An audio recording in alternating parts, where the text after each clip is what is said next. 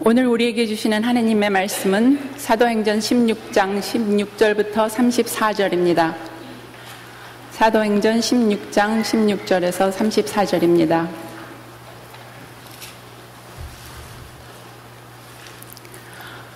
우리가 기도하는 곳에 가다가 점치는 귀신 들린 여종 하나를 만나니 점으로 그 주인들에게 큰 이익을 주는 자라.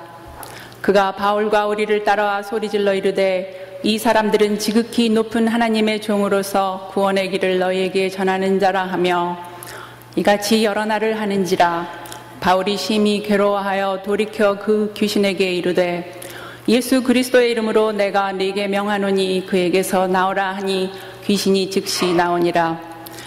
여종의 주인들은 자기 수익의 소망이 끊어진 것을 보고 바울과 실라를 붙잡아 장터로 관리들에게 끌어갔다가 상관들 앞에 데리고 가서 말하되 이 사람들이 유대인인데 우리 성을 심히 요란하게 하여 로마 사람인 우리가 받지도 못하고 행하지도 못할 풍속을 전한다 하거늘 우리가 일제히 일어나 고발하니 상관들이 옷을 찢어 벗기고 배로 치라 하여 많이 친 후에 옥에 가두고 간수에게 명하여 든든히 지키라 하니 그가 이러한 명령을 받아 그들을 깊은 옥에 가두고 그 발을 착고에 든든히 채웠더니 한밤중에 바울과 실라가 기도하고 하나님을 찬송하며 죄수들이 듣더라. 이에 갑자기 큰 지진이 나서 옥토가 움직이고 문이 곧 다 열리며 모든 사람의 매인 것이 다 벗어진지라. 간수가 자다가 깨어 옥문들이 열린 것을 보고 죄수들이 도망한 줄 생각하고 칼을 빼어 자결하려 하거늘 바울이 크게 소리질러 이르되 내 몸을 상하지 말라 우리가 다 여기 있노라 하니 간수가 등불을 달라고 하며 뛰어들어가 무서워 떨며 바울과 실라 앞에 엎드리고 그들을 데리고 나가 이르되 선생들이여 내가 어떻게 하여야 구원을 받으리이까 하거늘 이르되 주 예수를 믿으라 그리하면 너와 내 집이 구원을 받으리라 하고 주의 말씀을 그 사람과 그 집에 있는 모든 사람에게 전하더라. 그 밤 그 시각에 간수가 그들을 데려다가 그 맞은 자리를 씻어주고 자기와 그 온 가족이 다 세례를 받은 후 그들을 데리고 자기 집에 올라가서 음식을 차려주고 그와 온 집안이 하나님을 믿음으로 크게 기뻐하니라. 이 말씀은 살아계신 하나님의 말씀입니다. 아멘. 저희들 오늘 복음의 진리에 따라 세상에서 살아가기 이 말씀 마지막으로 오늘 전하게 되기를 원합니다. 특별히 영적인 권세에 대해서 말씀을 나누게 되기를 원합니다. 이 세상의 권세는 너무나 대단해서 우리들을 조금도 움직이지 못하게 합니다. 심지어 이 세상의 권세에 대한 정확한 뚜렷한 인식을 가지고 이 강력한 이 세상에 우는 사자와 같이 저희를 위협하고 있는 이 권세들을 어떻게 하면 주님의 말씀으로 이겨낼 수 있을까? 주님께 기도하며 정말 스스로 단련하며 나가지 않으면 전혀 세상에 끌려다니지 모르면서도 세상의 노예가 되어 살아가게 되는 것이 이 세상의 힘입니다. 우리는 그러나 정말 이 시대에 이 혼란한 시대에 어두운 시대에 전쟁과 기근이 있는 시대에 하나님께서 선택하신 귀중한 공동체가 있으니 그것이 바로 교회입니다. 교회는 하나님께서 주신 영적인 권세가 있는 곳입니다. 영적인 권세를 두 글자로 하면 영권이고요. 저희들이 좀 강조하다 보면 영권이 아니라 영권 이렇게 되게 됩니다. 이 영권은 놀라운 하나님께서 주신 믿음 좋은 사람들에게만 주신 것이 아니라 예수를 믿는 모든 자들에게 주신 하나님의 저에게 주시는 능력입니다. 이 영권이 뭘까요? 권세라는 게 뭘까요? 한번 저희들이 생각해 보게 되길 원합니다. 저쪽 멀리에서 먼지를 뽀얗게 이르면서 달려오는 거대한 그 트럭이 있다고 한번 생각해 보시기 바랍니다. 빠른 속도로 과속으로 달려오고 엄청난 짐을 싣고 달려오는 덤프 트럭이 우리에게 막 달려오고 있습니다. 마치 그 차가 지나가게 되면 지나가는 바람에 내가 휩싸여서 넘어지게 될 것 같은 그러한 속도로 달려오고 있는 트럭이 있다고 생각해 보시기 바랍니다. 인생에 있어서 우리의 문제들 가운데 바로 그러한 속도로, 그러한 무게로, 그러한 영향력을 가지고 우리를 휩싸고 있는 여러 가지 도전들이 있지 않습니까? 그런데 그 과속으로 달려오는 덤프 트럭을 눈 하나 깜짝하지 않고 세울 사람이 있으니 그것은 그 나라에서 준 권세를 가지고 있는 경찰입니다. 경찰은 경찰차를 옆에 세우고 바른 자세로 자세 하나 흐트러지지 아니하고 그 트럭을 바라보고 이쪽으로 대라고 할 수 있는 능력이 있습니다. 경찰이 이 트럭에 치일까봐 그 길을 막지 못하고 옆에 서서 주눅들은 자세로 이거 좀 손을 흔들면서 트럭을 세우려고 그러면 그 트럭은 아마 도망갈 것입니다. 그러나 강한 권세를 가지고 있음을 알고 트럭을 세우고 트럭에 과속한 것에 티켓을 줄 수 있는 이 경찰의 권세, 이것이 바로 국가에서 주는 권세입니다. 하나님께서는 예수 그리스도를 믿는 모든 자들에게 영적인 권세, 영권을 주셨으니 이 세상이 아무리 힘있고 아무리 우리를 미혹하게 하는 그것이 있을지라도 복음의 진리에 따라서 이 세상에 살아가게 될 때에 우리는 이 세상, 이 덤프 트럭과 같이 달려오는 세상을 멈춰 세울 수 있는 권한이 저희에게 있으심을 믿으시기 바랍니다. 경찰이 그렇게 권한을 가질 수 있는 것은 무엇보다도 경찰차도 있지만 경찰의 옷을 입고 있어서 그렇습니다. 그러려면 우리들은 세상에서 살면서 그리스도의 옷을 입고 이 세상 속에서 영권을 발휘하면서 살아야 할 것입니다. 그리스도의 옷을 입지 아니하고 경찰 옷을 입지 아니하고 평상복을 입고 이 세상에서 이길 것을 기대하는 것은 큰 무리일 것입니다. 그러나 그리스도의 옷을 입고 사는 모든 이들에게는 하나님께서 주시는 놀라운 권세가 있습니다. 오늘 주시는 이 말씀에는 저희들이 한 3명의 사람이 나오는데 특별히 바울과 실라 중에 바울에게 주신 하나님의 놀라운 권세를 가지고 빌립보 지역에 이 복음이 전파되어지고 있는 상황을 드러내고 있습니다. 빌립보라고 하는 지역은 로마의 식민지였다라고 기록이 되었습니다만 특별히 로마의 식민지 가운데서 특별한 곳이었습니다. 로마의 아우구스트 황제가 자기가 부리던 그 군사들과 그 전역한 군인들을 많은 그 군인들을 거기에 은퇴하게 되어서 그 사람들에게 로마의 시민권을 주었습니다. 비록 그 땅은 로마의 식민지일지언정 거기에는 수많은 전역한 로마의 군인들이 살고 있었고 그들은 다 로마의 시민권을 가지고 있었습니다. 이 지역에 바울은 복음을 가지고 찾아간 것입니다. 지금은 모든 사람들이 기독교가 무엇인지를 알지만 예수 그리스도를 믿지 않아도 예수 그리스도가 누구이신지를 알지만 당시에는 아무도 예수 그리스도를 몰랐던 그러한 지역이었던 것입니다. 그런데 이 바울과 실라를 통하여 복음이 전달되었고 특별히 오늘은 3사람에게 전달되어졌습니다. 이 3사람을 통하여 복음을 통하여 그 사람들의 삶이 바뀌게 되었고 교회가 시작되게 되었던 것입니다. 이 세상 속에서 우리들도 전도의 사명을 가지고 교회의 존재 목적은 영혼 구원 아니겠습니까? 제자를 잘 양육하여 세상에 파송하여 영혼을 구원하는 것이 교회의 존재 목적인데 그것을 저희들이 이 교회가 감당하게 되기를 간절히 기원합니다. 우리도 그 영적인 권세를 가지고 이 빌립보 지역에서 바울과 실라가 하였던 것처럼 내 삶의 현장에서 복음의 진리를 가지고 복음이 주는 그 권세를 가지고 이겨내게 되기를 간절히 원하는 것입니다. 그러면 어떻게 바울과 실라는 영권을 가지고 사람들에게 복음을 전했는가 저희들이 보게 되기를 원합니다. 비록 저희들이 읽지는 않았지만 13절서부터 15절까지의 말씀에는 루디아의 이야기가 나와져 있습니다. 여기 보시게 되면 루디아의 얘기를 보시면서 말씀을 들으시면 되겠습니다. 리디아 혹은 영어로는 리디아라고 그러고요. 한국말로는 루디아라고 한 여자가 있었는데 그 사람은 자색 옷감 장사를 하는 사람이었습니다. 우리가 자색 옷 장사를 하는 사람이라 하는 얘기를 전혀 감동 없이 듣지만 이 자주색 염색을 하는 옷을 파는 사람들의 그 당시의 문화적인 풍속을 알게 되면 놀라지 않을 수가 없습니다. 자주색 옷이라고 하는 것은 로마 시대 때 예루살렘 옆에 있는 두로와 시돈이라고 하는 두로라는 지역에 자주색 염색을 해서 파는 그러한 사람들이 있었습니다. 그리고 거기밖에 없었습니다. 최고 그 자주색 옷을 만들 수 있는 달인들이 거기 살고 있었고 이 자주색 염료를 만드는 것이 뿔고등이라고 하는 그러한 달팽이에서 나오는 그 파란색 색깔이었습니다. 매우 소량씩 달팽이에서 뭐가 나와봤자 얼만큼 나오겠어요.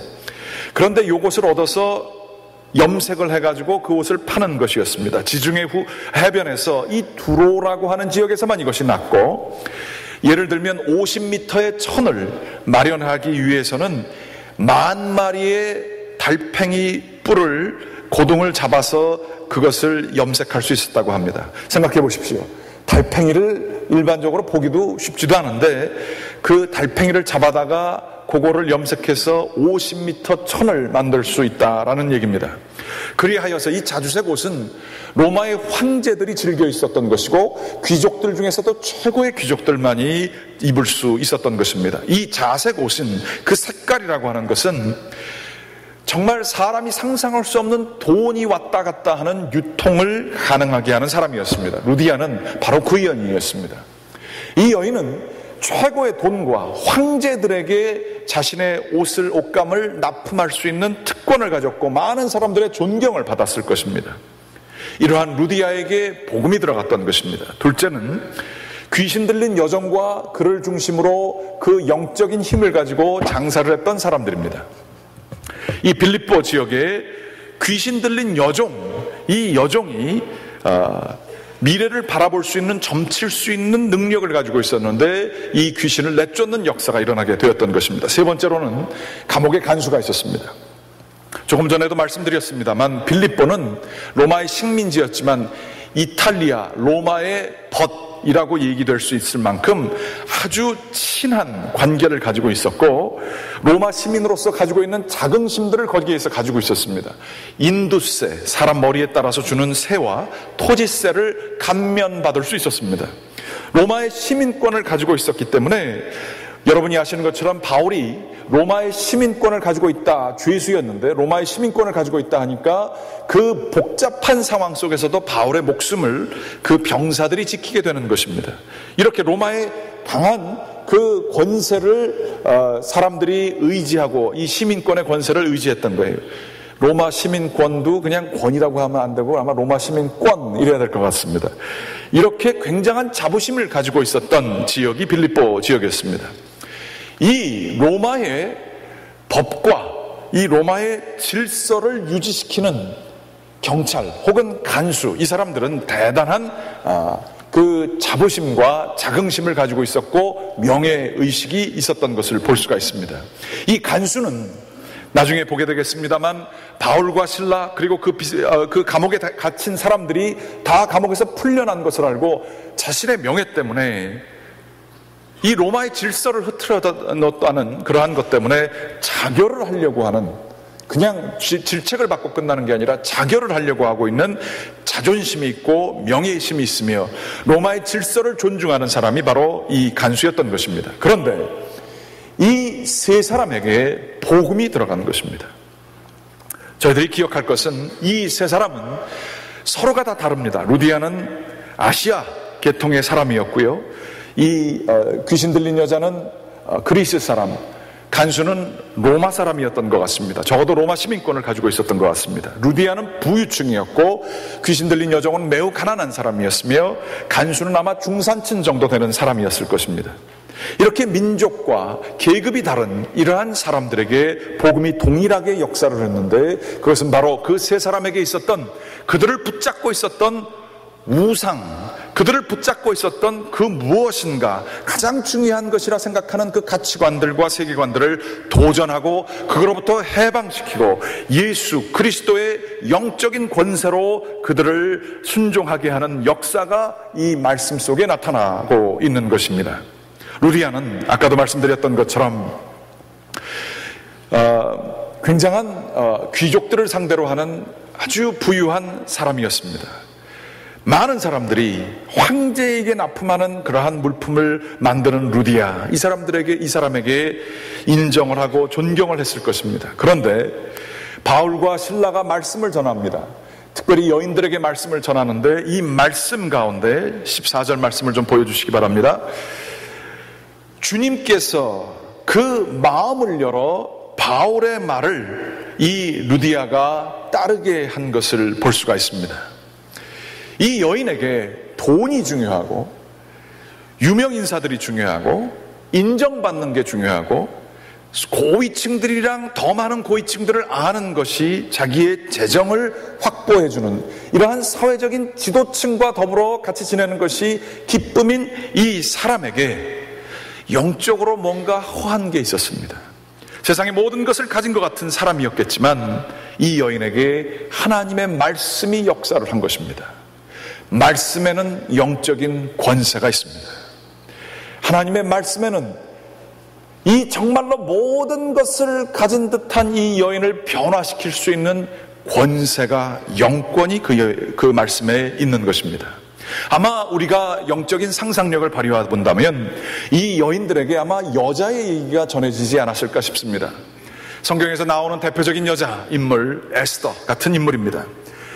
이 루디아처럼 왕비로서 많은 권력을 가졌을 것입니다. 그런데 자신의 권력을 가지고 누리기보다는, 자신의 안녕을 추구하기보다는, 영광만 받으려고 하기보다는 자신의 왕비직이 위험할 수도 있고, 아니 자신의 목숨마저도 위험할 수 있지만 하나님의 말씀에 순종하였던 에스더의 얘기를 들으며 이 루디아는 영적으로 허전함을 채울 수 있었을 것입니다.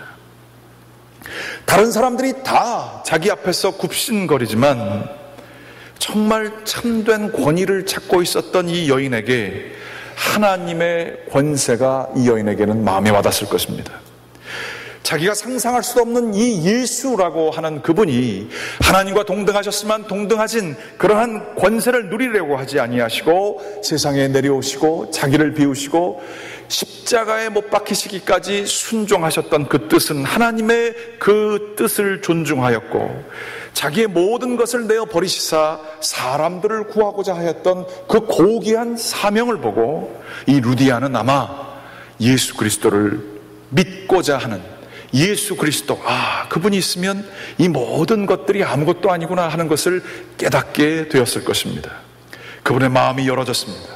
그리하여 이 아무것도 아닌, 교육도 제대로 받지 못했을 것이고 평생 일해봤자 자색 옷을 입을 수도 없을 것 같은 바울과 실라에게 자신의 집을 열어서 내어주고 자신도 세례를 받고 복음의, 이 유럽의 복음의 전초 기지를 이 루디아를 통하여서 마련되게 되는 역사가 일어나게 되는 것입니다. 말씀에는요 이러한 권위가 있습니다. 여러분, 마음이 허전하십니까? 정말로 마음속에 인생의 의미를 잘 모르시겠습니까? 말씀 속으로 들어가시기 바랍니다. 말씀에 놀라운 영적인 권위가 있는 것입니다. 두 번째로는, 이거는 아주 쉽게 끝났습니다. 이 귀신 들린 여종이 있었는데 지극히 높으신 하나님의 종으로서 구원의 길을 너희에게 전하는 자라라고 하면서 귀신 들렸는데 바울과 실라의 참된 영적인 권세를 알아본 거예요. 그래서 너희에게 구원을 주시는 이분을 봐라 라고 하면서 복음을 전파하는 바울과 실라 옆에서 며칠을 쫓아다니면서 오히려 이 사람들이 아주 특별한 영적인 능력이 있다라고 하는 사람이 자꾸 이 사람들을 높여주니까 바울이 원하는 방식이 아닌 방식으로 복음이 전파가 되는 거예요. 바울은 여기에 신경이 쓰여졌습니다. 말씀에는 괴롭혀졌다라고 쓰여져 있는데 괴롭힌 게 아니라 어노이드 됐다, 아주 신경에 거슬렸던 거예요. 그래서 바울은 얘기합니다. 예수 그리스도의 이름으로 내가 네게 명하노니 그에게서 나오라. 한 말씀에 이 귀신이 나오게 됩니다. 이 영적인 세계에 있어서 예수 그리스도의 이름은 놀랍습니다. 우리 사회에 있어서 지금 예전에는 많이 한국 사회에서도 귀신 들린 사람, 이런 사람들이 있었고 무당들도 그랬던 적이 있죠. 저희 아버님 교회, 제가 자라났던 아버님 교회 밑에 저쪽에 보면 거기 무당을 섬기는 어떤 선사가 있었어요. 그런데 그 주변에 관련된 얘기를 많이 듣습니다. 그래도 무당이 이거는 무당의 힘으로 고칠 수 있는 게 아니다. 교회 나가시오. 그럼 병 고칠 수 있습니다. 그런 얘기를 했다는 얘기를 제 친구들에게 들은 적이 있어요. 영적인 세계는 질서가 확실합니다. 그래서 이 귀신 들린 사람이 예수 그리스도를 믿으라고 했던 거죠.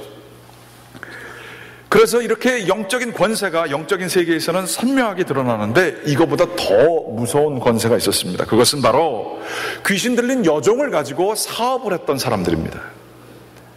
수익을 얻었어요. 사람들에게 미래를 점치게 하고 그 돈을 걷어가지고 이 비천한 여인의 영적인 능력을 자신이 취했던 것입니다.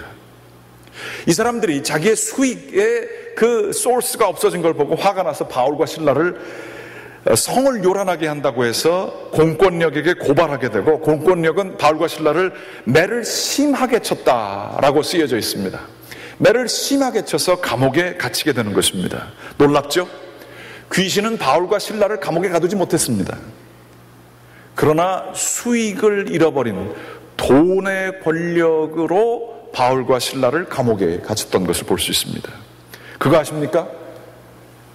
영적인 그러한 우리 주님이 아니라 이 세상의 영적인 세력보다 더 무서운 것이 있으니 돈의 권세입니다. 돈의 권세가 바울과 실라를 가뒀지 귀신들이 바울과 실라를 가둔 게 아니라는 얘기입니다. 여하튼 이 귀신 들린 여인은 그로부터 자유하게 되었고 제정신을 가지게 되었습니다. 세 번째로 간수의 얘기가 재밌습니다. 바울과 실라가 감옥에 갇혀서 피를 흘리며 매를 맞았는데, 그날 그 밤중에 오늘 말씀에 보게 되면 한밤중에 일어나 그들이 신음을 하고 하나님 이게 어떻게 됐습니까? 라고 하면서 하나님께 불평을 한 게 아니라 오늘 말씀에 보게 되면 하나님을 찬송하며, 25절 말씀 있죠? 바울과 실라가 기도하고 하나님을 찬송하며. 이 놀라운 사건입니다. 하나님의 일을 하다가 하나님이 잘 보호해 주셔야죠. 하나님의 일을 하다가 어떻게 몰매를 맞고 감옥에 갇힙니까? 그런데 이들은 하나님을 전적으로 의지했습니다. 그래서 그들은 하나님을 찬송했습니다. 찬송을 받으신 하나님께서 기적을 베풀어 주셨습니다. 땅에 지진을 나게 하시고 옥문을 열어주셨습니다. 이때에 잠자고 있던 간수가 문이 다 열려져 있는 걸 보고 이 죄수들이 다 도망간 줄 알고 자기의 명예심에 큰 손상이 간 것을 알고 자결하려고 했습니다. 그때 바울 선생님은 큰 소리를 질러서 내 몸을 상하게 하지 말라. 우리들은 여기 있다 라고 이야기를 합니다. 이렇게 되게 될 때에 간수는 그 다음 말씀 보여주십시오. 간수가 등불을 가지고 뛰어들어가 무서워 떨며, 지금 지진이 일어나서 무서워 떤 게 아니에요. 옥문이 열려서 무서웠던 게 아니에요. 분명히 바깥으로 도망갈 수 있는 죄수들인데 죄수들이 도망가지 않고 자기가 그들을 가두고 있는 사람인데 자기를 위로해주는 이 사람들을 보고 그 권세에 놀라서 두려워 떨며 바울과 실라 앞에 엎드렸던 것입니다. 이게 권세예요. 이게 권세. 그리고 그들을 데리고 나가서 선생들이 어떻게 하면 당신이 가진 것들을 내가 가질 수 있겠습니까? 구원을 어떻게 하면 받을 수 있겠습니까? 라고 얘기하고, 이때 바울 선생님이 얘기하시기를 네가 믿고 있는 이 세상의 로마 시민권, 로마의 권세, 로마의 질서 이거 다 아니다. 주 예수만을 믿고 너와 내 집이 구원을 받으라 라고 말씀을 하십니다. 이때 간수는 세례를 다 같이 받고 그 집에 같이 이 바울과 실라를 모시게 되는 것이었습니다. 여러분, 여기서 집중할 이야기는 우리들이 잘못되면 신앙생활도 그렇게 하기 쉬운데요, 하나님께서 지진을 일으키셔서 바울과 실라를 살려주셨다, 이 이야기를 볼 때가 있습니다. 그게 지금 이 이야기의 중심이 아닙니다. 거기에 포커스를 맞추게 되면 간수는 아마 그냥 자기가 자결하고 끝났을 거예요. 영적인 권세는 하나님께서 지진을 일으키셨다는 것이 아니라 바울과 실라가 하나님을 하다가 매를 맞았는데도 하나님을 찬양했다는 데 있고요, 분명히 도망갈 수 있었는데 도망가지 않고 나가지 않았다라는 사실이에요. 그리고 간수를 위로했다는 사실에 영적인 권세가 있는 것입니다. 바로 하나님을 전적으로 의지하기에 이 간수가 나를 다시 가둘 수 있고, 내가 왜 하나님이 이렇게 일을 하다가 이렇게 어려운 일을 당하게 됐을까 원망할 수 있었지만, 세상의 역사는, 내 삶은 오로지 하나님만이 가지고 계시다, 하나님께서 책임져 주실 것이다, 내가 죽는다 할지라도 하나님이 나를 지켜주실 것이다, 이거를 믿는 믿음이 이들에게 이러한 영적인 권세를 갖다 준 것이에요. 로마 세력이 덤프트럭처럼 달려오지만 눈 하나 깜딱하지 않는 겁니다. 자기 몸이 지금 피로 멍들고 있고 왜 이렇게 됐을까 원망할 수 있는 마음이 있었지만 눈 하나 깜짝하지 않고 하나님을 믿고 그분을 찬송하는 겁니다.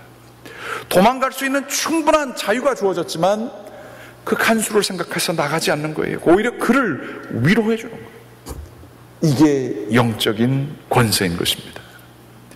예수를 믿게 될 때 이 권세가 귀신을 내쫓고 도망가지 아니하며 아픔 속에 하나님을 찬양할 수 있으며 돈이 많고 거기에 빠졌던 여인을 하나님의 말씀으로 회개시킬 수 있는 이 권세가 우리에게도 주어진 줄 여러분 믿으시기 바랍니다.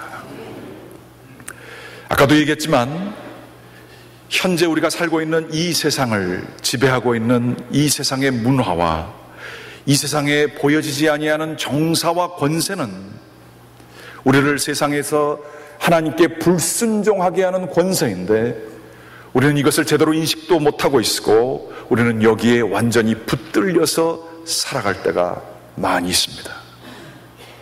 예수 믿는 거예요. 다들 잘 믿는 것 같죠. 주일날 교회 오고 헌금하면 다 믿는 것 같지만 결정적인 순간에 정말 하나님을 예배하는지 내가 우상을 예배하는지는 드러나게 되어 있습니다. 결정적인 순간에 하나님께 모든 것을 귀속을 시키는지 아니면 내 안녕을, 내 명예를, 내 돈을, 내 쾌락을 내가 이만큼 했으니 이제 누릴 수 있어 라고 하는 내 권리를 주장하는지 결정적인 순간에 드러나요. 한국교회는 지금 엄청나게 돈이 많습니다. 한국교회는 엄청난 권세들을 가지고 있습니다. 교회 세상을 움직이는 사람들, 한국을 움직이는 사람들이 다 앉아있는 사람들이 교회 나오는 사람들이 얼마나 많은지 몰라요. 그렇지만 한국교회의 권세는 땅바닥으로 떨어졌습니다. 왜 그러지요? 영적인 권세가 아니라 눈에 보여지는 권세를 의지하려고 할 때가 많기 때문에 그렇지 않습니까? 소금이 소금으로서 역할을 해야 되는데 소금의 역할을 다 하지 못하고 다른 쪽에서 힘을 쓰려고 하기 때문에 길거리에 밟히는 소금이 된 거 아니겠습니까? 그러면 이민 살고 있으면 우리들은 좀 다릅니까? 우리들은 종교를 가지고 있습니까? 아니면 주님과의 살아있는 관계를 통하여 영적인 권세를 가지고 있습니까? 힘들고 어려울 때 그냥 기도하고 찬양 시원하게 부르고 나면 스트레스 해소가 되는 그 정도의 평안을 원하고 계십니까? 아니면 내가 생각하는 가장 귀한 것들이라도 기꺼이 바칠 수 있는 정도의 주님을 믿는 믿음이 우리 가운데 있어서 세상을 희생하시면서까지도 내 권리를 희생하면서까지도 주님의 권세를 믿고 따르십니까? 해리엇 루빈이라고 하는 사람이 Success와 Excess, 성공과 지나친 과도함, 발음이 비슷해서 이 두 가지가 연결되어졌다는 걸 보여주죠. Success와 Excess, 이러한 글을 썼습니다. 그러면 그 중에 나오는 글이 있었습니다. 오늘날 대부분의 사람들은 술을 남용하지 않는다. 그들은 대신 자기 인생을 남용한다. 남용한다는 게 어비주한다는 겁니다. 성공하면 좋은 일들이 일어난다. 좋은 프로젝트 하나를 완수하면 활력이 넘친다. 하지만 그 느낌은 영원히 지속되지 않고 보통 상태로 돌아간다. 그러면 또 생각한다. 새로운 프로젝트를 시작해야겠어. 이때까지는 정상에 가깝다. 하지만 프로젝트를 끝난 뒤에 황홀한 행복감에 계속 취해서 살 수가 없다. 어떤 거래를 추진하고 승인이 나지 않으면 어떻게 하지? 라고 하는 불안과 근심이 그를 온전히 지배한다. 자기의 자존심이 성공에 걸려있다는 사실을 깨닫게 된다. 그러므로 날마다 많은 성공을 거두며 살고 있지만 불안과 근심이라고 하는 쳇바퀴에서 점점 더 고통 속에 빠진다. 이제는 예전보다 더 큰 거래를 따냈음에도 불구하고 황홀감을 느낄 수도 없게 되는 것이다. 이 상태에 이르게 되면 다시 정상의 상태로 돌아가지 못한다. 다음번 거래를 따내야 한다는 절박함에만 사로잡히기 때문이다. 성취 중독자는 다른 유형의 중독자들과 전혀 다를 바가 없다. 이분이 얘기한 것은 단지 성공하는 사람들만 이야기하는 것이 아닙니다. 우리가 살고 있는 이 사회 속에서 눈에 보여지는 성공들, 많은 것들, 이 미국에 살면서 우리들이 얼마나 많이 누리고 있습니까? 그러나 더 이루어야 되고 더 가져야 되고 더 많이 해야 되는, 새롭게 하고 더 새롭게 하지 않으면 자기가 만족이 안 되는 거예요. 남들이 자기보다 더 잘 되는 것은 참을 수가 없는 거예요. 여기에 빠져서 중독자처럼 지내는 겁니다. 누릴 수 있는 게 많아요. 하나님께 감사드릴 게 너무너무 많습니다. 근데 감사드릴 시간이 없어요. 불안해서. 더 해야 되는데, 이거보다 더 가져야 되는데. Success와 Excess. 우리 문명은 이러한 무서운 성공이라고 하는 귀신의 정사와 권세의 노예가 되지 않았는가 싶습니다. 다시 말씀드리지만 우리 주 예수 그리스도를 믿는 것은 이러한 세상의 정세와 권세를 두꺼운 구름과도 같은 먹구름과 같은 이 세상의 권세와 이 모든 이 세상의 정사를 브레이크스루 뚫으셔서 하늘로부터 내려오시는 그 빛이 지금 교회에 주어지고 있는데 바로 교회는 그것을 누리는 공동체입니다. 우리 단교 선교팀 이제 멕시코에 갑니다. 얼마나 좋은지 모르겠습니다. 저는 누가 선교 간다 그러면 너무 좋습니다. 그냥 마음만 되면 제가 제 돈이라도 다 내드리고 싶습니다. 그 이유는 선교한다는 게 쉬운 일이 아닙니다. 직장을 그만두고 휴가를 내고 거기를 가야 되기 때문에 그렇습니다. 내가 있는 것들을 다 희생하고 주님의 일을 위해서 내가 그 시간을 내고 가야 된다는 게 정말 어려운 일입니다. 그러나 주님을 위해서 내가 가진 권리들을 다 포기하고 내가 벌 수 있는 돈들을 포기하고 주님 앞에 나아간다는 사실이 얼마나 기쁜지 모르겠어요. 예수 그리스도의 영적인 권세가 드러나기 때문에 그렇습니다. 그래서 그런지 몰라도 선교 여행이 실패하는 경우가 없습니다. 선교 여행 가게 되면 정말로 그 영혼들을 바라보게 되고 주님의 사역에 동참하고 나를 온전히 맡기게 될 때에 말로 할 수 없는 기쁨이 거기 있습니다. 세상에서 느낄 수 없는 형제와 자매가 거기가 있습니다. 놀라운 주님의 기적과 같은 일들이 펼쳐지는 것입니다. 주님께서는 주님께 헌신하고 기꺼이 주님의 권세를 위하여 내 자신의 것을 내어주는 사람들을 통하여 이 놀라운 권세를 누릴 수 있고 즐길 수 있게 하시는 것을 여러분 믿으시기 바랍니다. 별로 확신이 안 가시는 것 같으신데 어떤 목사님이 그러시더라고요. 어떤 할머니가 계셨는데 자꾸만 한국에서 횡단보도를 걷는데 이 파란불에 건너지 않고 파란불이 이제 깜빡깜빡하고 끝날 때쯤에 이제 시작해서 걸으신다는 거예요. 그럼 차들이 막 가려고 하다가 막 그냥 그 앞에서 쓰고 막 이런다는 거예요. 근데 그게 한두 번도 아니고 계속 그러시는 거예요. 그래서 사람들이 물어봤습니다. 아니 할머니, 이 파란불 시작할 때 가셔야죠. 왜 끝날 때 가셔서 수많은 차들을 위험하게 그렇게 하십니까? 그랬더니 그 할머니가 고개를 이렇게 숙이고 가시던 할머니인데 사람들을 딱 쳐다보시더니 너도 해봐, 재밌어, 그렇게 얘기를 하셨답니다. 덤프트럭 나왔으니까 하는 얘기인데요. 여러분, 세상에 우리가 중요하게 생각한 것들이 얼마나 많아요. 성공과 돈과 내 자존심과 한번 화나면 분노하는 거, 이거 감당할 수 없는 덤프트럭처럼 다가온단 말이에요. 내가 이거를 주님의 권세를 이길 수 있지 머리로 아는 게 아니라 한번 해보십시오. 재밌습니다. 선교여행 한번 가보십시오. 아무리 바빠도 그 바쁜 거에 노예가 돼서 정신없이 살지 말고 주님께 정해진 주의를 정직하고 거룩하게 지키며 주님께 기꺼이 한번 내보십시오. 재밌습니다. 내가 그렇게 바쁜데도 주님을 이렇게 사랑하구나 알게 되면 거기서부터 능력이 나오는 거예요.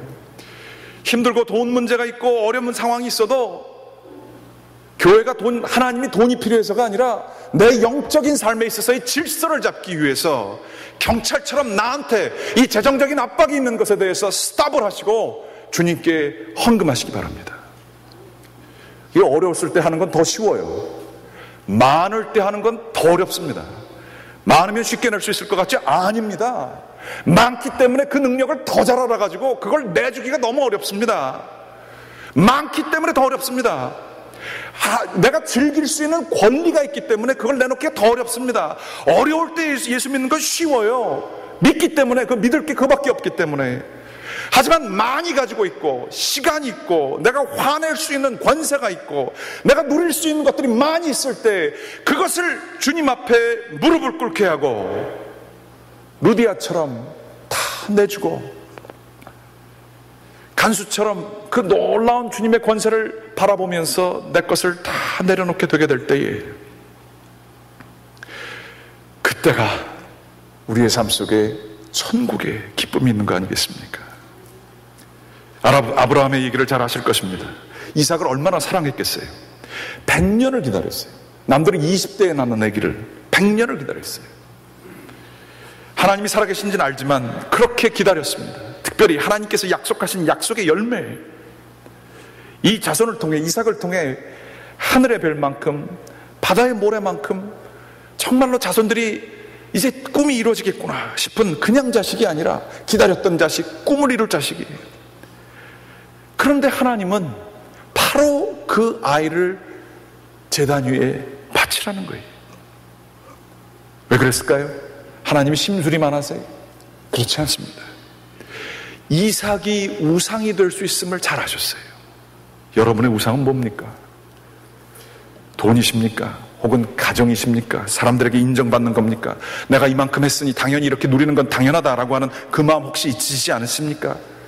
나는 이 정도의 가격 있는 사람인데 이거 못한다라고 하면서 패배감에 가지고 있으시지 않습니까? 패배감도 우상될 수 있습니다. 자존심도 우상될 수 있습니다. 정당한 분노도 우상이 될 수 있습니다. 당연히 기다렸던 건 내가 얻었는 것도 그것도 우상이 될 수 있습니다. 하나님 앞에 온전히 모든 것을 희생시키게 될 때에, 이삭을 바치게 될 때 하나님은 드디어 아브라함을 인정하시고 믿음의 조상으로 삼아 주셨습니다. 진심으로 우상이 없이, 우리를 붙들고 있는 그 귀신 없이 하나님만을 전적인 권세로 믿고 살아가는 게 종교인이 아니라 바로 주님과 살아있는 관계를 가진 사람들의 자유함인 것입니다. 이렇게 될 때에는 세상의 것들을 가져도 상관이 없죠. 나에게는 하나님이 계시기 때문에 너가 있어도 좋고 없어도 괜찮아 라고 할 수 있는 담대함과 평안이 주어지는 것입니다. 평안을 목적으로 하면 평안을 구할 수 없지만 하나님을 우리가 소유하게 될 때에는 우리가 평안을 누릴 수 있습니다. 그거에 끌려다니면서 이거 없으면 나 죽을 것 같아 라고 하면 그것의 노예가 되지만, 귀신 들린 자가 되지만, 난 그거 없이도 충분히 살 수 있어 라고 하게 될 때에 자유함이 있게 되는 것입니다. 감옥에서 나가고 싶어, 그렇지만 나가지 않을 수 있는 자유함이 있기 때문에 바로 그 영적인 권세를 보고 간수는 세례를 받은 거 아니겠습니까? 원하옵고 기도를 드립니다. 갈보리 교회 가운데, 아니 이 땅의 모든 교회들 가운데 이 영적인 권세를 누리시는 여러분들 되시기를 주님의 이름으로 간절히 축원합니다. 기도하시겠습니다. 살아계신 아버지 하나님 감사드립니다. 세상에 따라서 살아가는 저희의 모습이 하나님 얼마나 안타까우신지요. 주님의 마음을 알고 이 세상을 이길 수 있는 영적인 권세를 저희들이 받았사오니 주님만 따라가는 저희들 될 수 있도록 인도하여 주시옵소서. 온전히 순종하게 하시고 하나님 앞에서 타협하지 않게 도와주시고 늘 십자가의 흔적을 가지고 살아가는 주님의 백성들 되게 인도하여 주시옵소서. 주님을 사랑하고 주님을 예배하기 때문에 기꺼이 대가를 치르는 자들 될 수 있도록 인도하여 주시옵소서. 이 모든 말씀 예수 그리스도의 이름으로 간절히 기도드렸습니다. 다 같이 일어나셔서